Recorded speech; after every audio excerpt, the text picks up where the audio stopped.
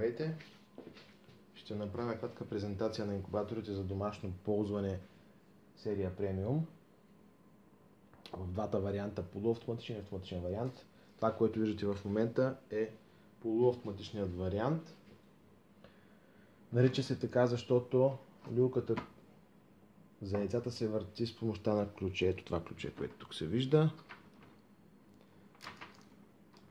Това нещо се прави от човек, става много лесно и бързо, но все пак трябва да има човек, който да го завърти.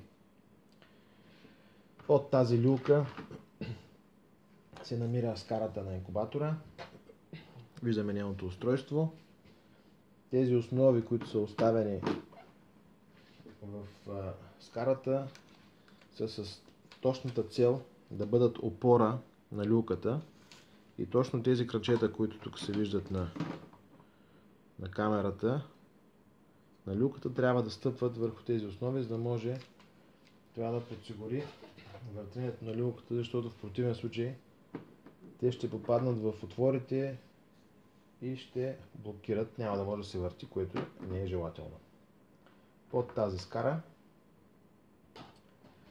се намира дъното на инкубатора с двата канала за вода, голям канал и малък канал, които съответно държат различна влажност, в зависимост от това какви яйца се люпят. За кокоши яйца,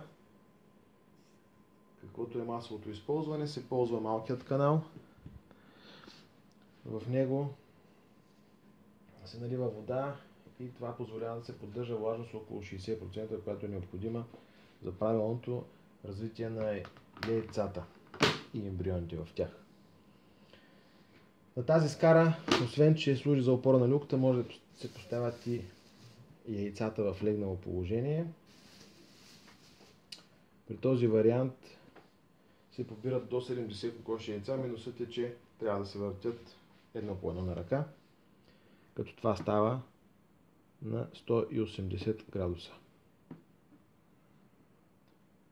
Може да се прави два пъти на ден, сутрин и вечер да се въртят. Добре е самите яйца да бъдат белязани на две противоположни страни, за да сме сигурни, че при завъртането не сме изтървали някое или останало някое недозавъртяно.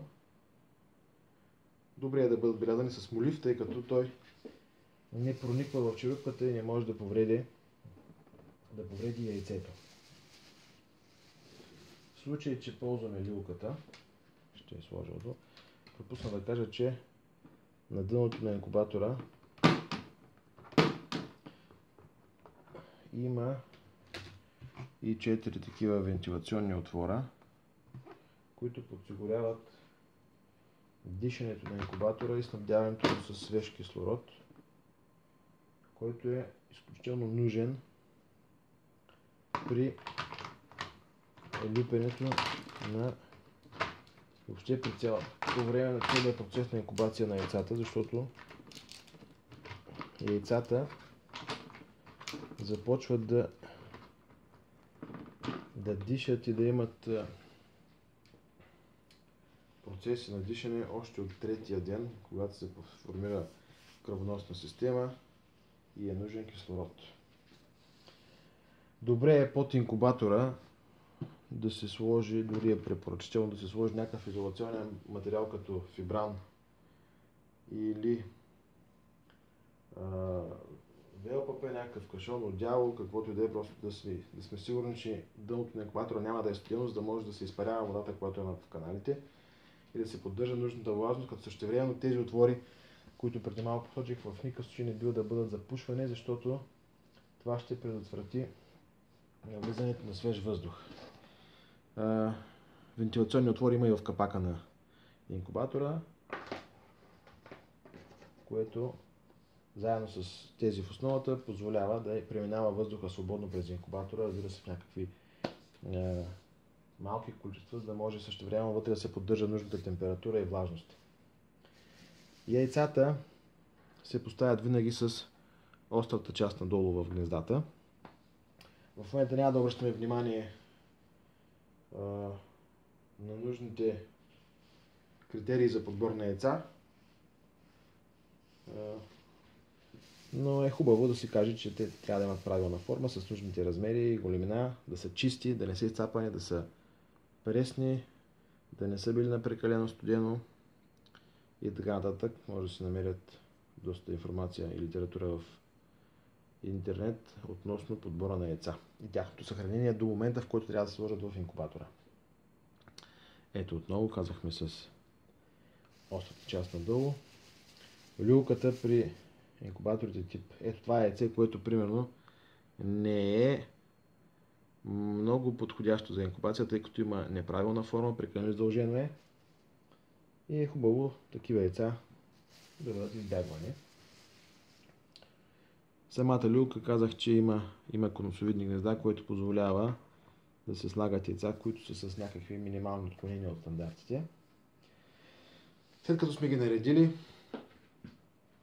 и сме сложили вода в каналите или канала, който е необходим, започва началото на инкубация. Първите 2 дена яйцата се поставят и не е нужно да бъдат въртени. От 3-тия ден започва тяхното въртене, като е хубаво при положение, че са на люлка, да се въртят поне 3 пъти в денонощието. Добре е това да става на равни интервали от време, примерно ако е 3 пъти да бъде през 8 часа, ако е 4 през 6 часа и така нататък. Завъртането става като ето това отново показвам с това ключенце, много лесно и бързо. Хоп, всички да са завъртяни. След примерно 8 часа се завъртат на другата страна, ето по този начин. След още 8 пак и така нататък. Ако се прави по-често на по-кратки интервали, това е по-добре за яйцата, за правилното им развитие. Благоприятства. Нека да включим самия инкубатор.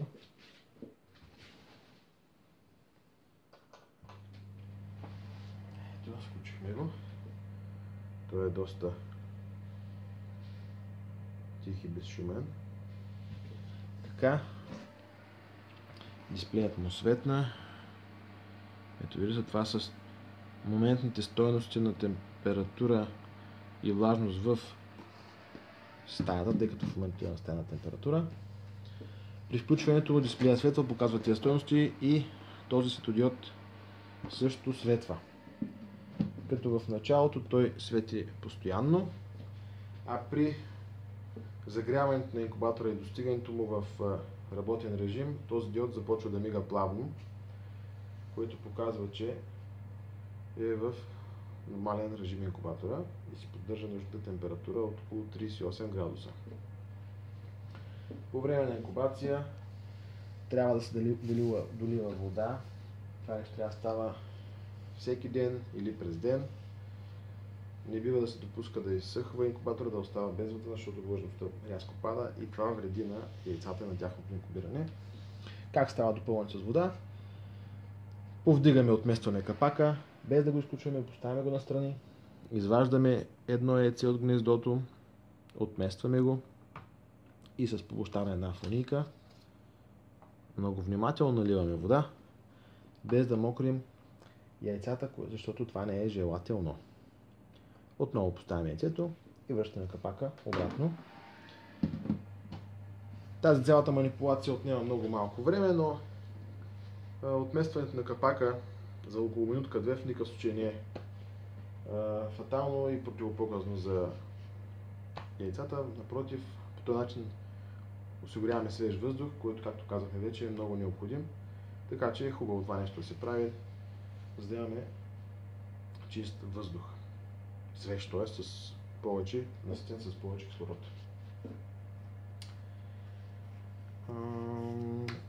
Така, по време след 18-тият ден, след 18-тия ден започваме да очакваме първите пилета за кокоши и яйца.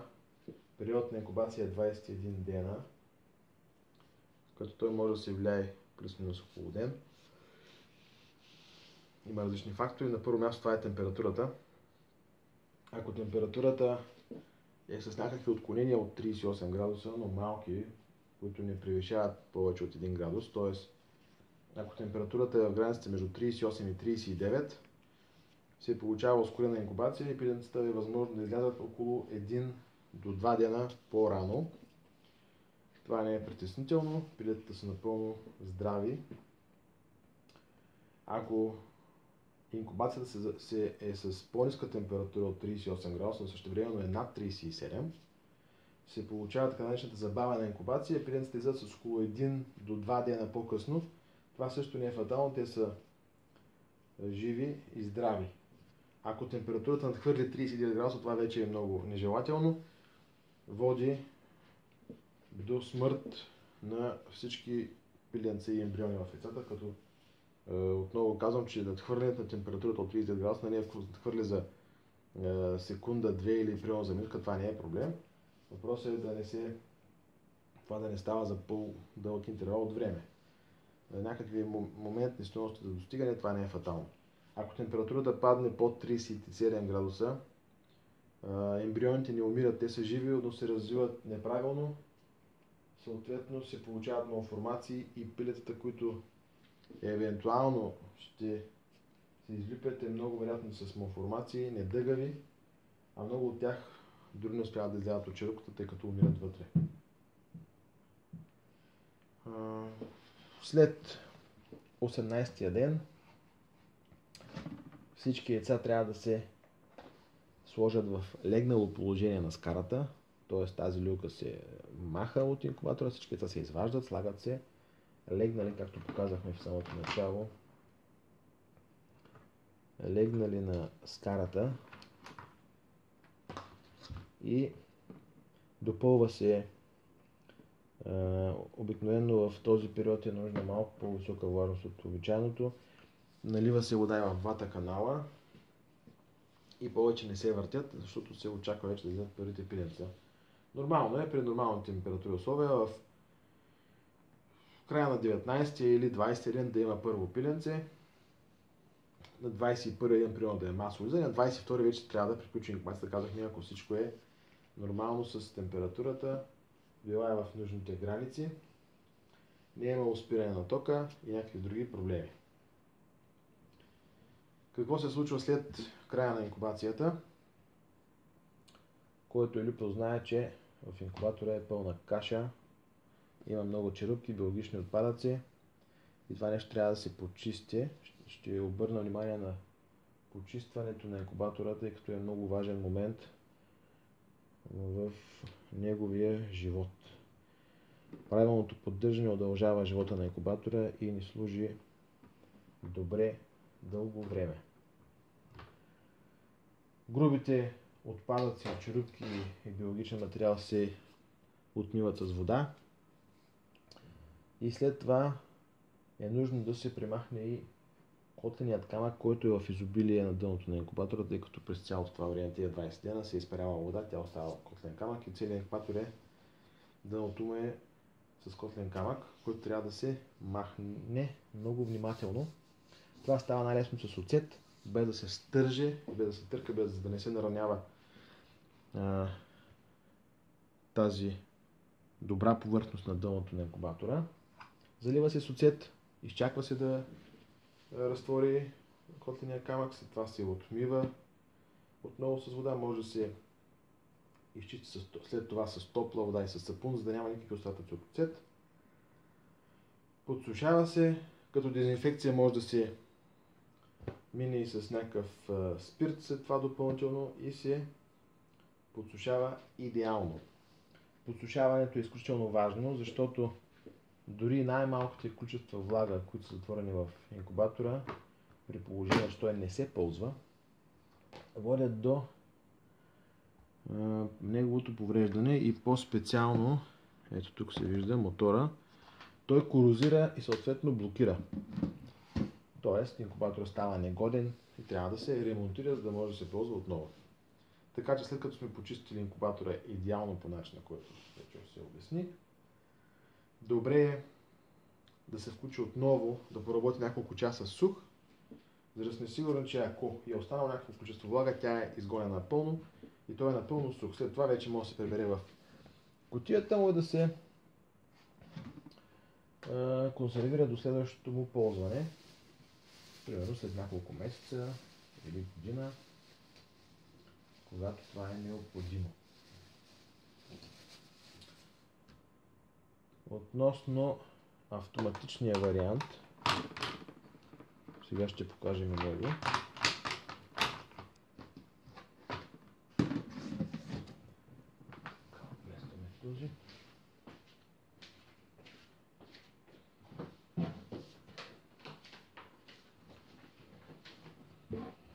Ето това е автоматичният вариант. При него ситуацията е сходна, всичко е доста идентично и абсолютно едно и също, с изключение на ето този мотор, който се грижи за въртенето на люлката. Отново обръщам внимание за поставянето на основата под люлката, защото действително е изключително важно тези опори на люлката, които се виждат, да са точно върху тези места от скарата, които не са с отвори, защото в противен случай тези краченца на люлката влизат в отворите на скарата и блокират, и това възпрепятства завъртането на яйцата, което не е желателно. Захранването отново е с кабел, като при автоматичният вариант, ето тук се вижда, има два кабела. Единият е за включване, а с другият кабел се захранва мотора. Ето така се включва по този начин към мотора и той започва да върти люлката. Пък като отново напомням, първите 2 дена люлката не се върти, т.е. мотора се включва от 3-тия ден, като последните 3 дена също не се върти, т.е. изключва се мотора, маха се люлката и се поставят яйцата легнали на дъното върху скарата на инкубатора.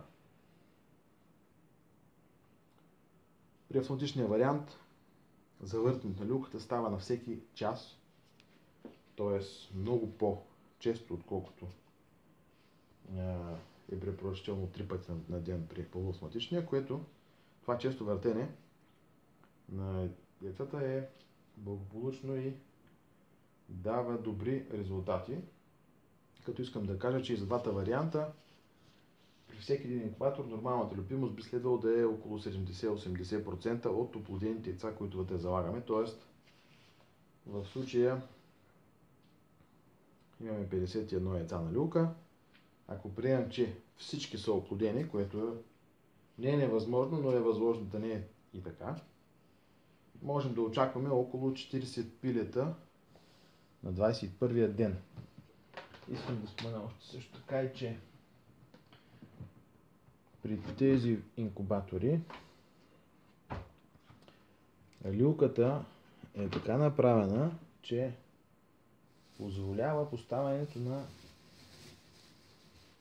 още 2 яйца, ето тук и ето тук отстрани. Още 2 яйца позволява да бъдат поставени отстрани на люлката, ето по този начин. Едно и още едно. Без това да пречи на самата люлка и нейното завъртане. Ето вижда се, че няма никакъв проблем тези яйца да се въртят. Съответно, трябва като завъртаме люлката да ги въртим и тях на 180 градуса, което води до увеличаване на капацитета на инкубатора и в случая се побират до 55 коши яйца. Добре е да се отскопират яйцата съгласно инструкциите и тези, които са празни и в тях няма пили, могат да бъдат махнати от инкубатора, което дори е желателно, за да не се развиват някакви болестотворни бактерии, които да нанесат щети на останалите яйца, които са здрави.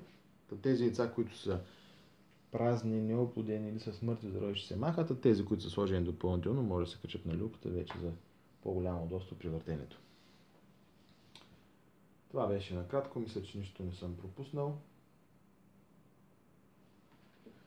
Инкубаторите премиум за домашно ползване за 51 яйца.